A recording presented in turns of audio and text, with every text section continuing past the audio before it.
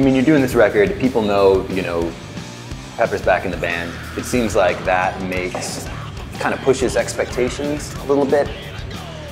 How was that? Pepper and I, we talked about this. Was that kind of in the back of your mind as you're making this record? You you have all these, of course. You have all these great records, and you got to live up to that legacy now. Good, man. It's good to have some expectations to live up to. It's a hell of a lot better than nobody has any expectations of you, you know. So, yeah, good. Yeah, and you know, we didn't want to bullshit anybody, and you know, and the fact that we went on tour and did all this stuff, it's like, I think we can do this, you know.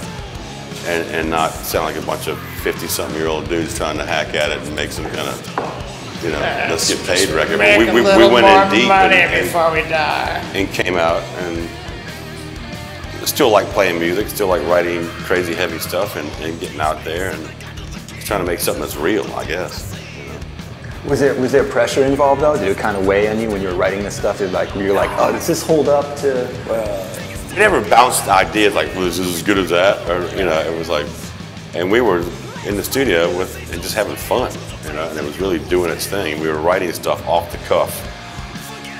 And in this day and age, if the amount of records everybody together has done combined is it's one of those deals where if you got an idea and you've spent 3 hours on it, 4 hours, you know, whatever, and it's not gelling, we would just.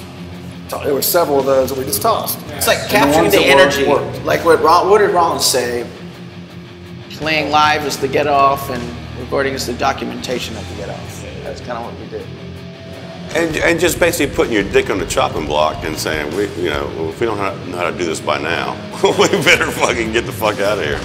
But did you have those old records in mind, the Deliverances and the Wild?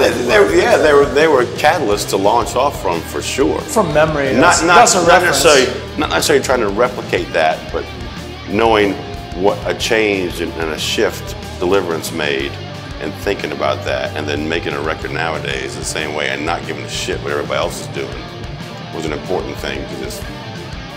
That idea to me is more punk rock than anything. It's just, you know, taking that shift and turning your back on the circle you're in and like really just creating music and not, you know, not beating yourself up about it.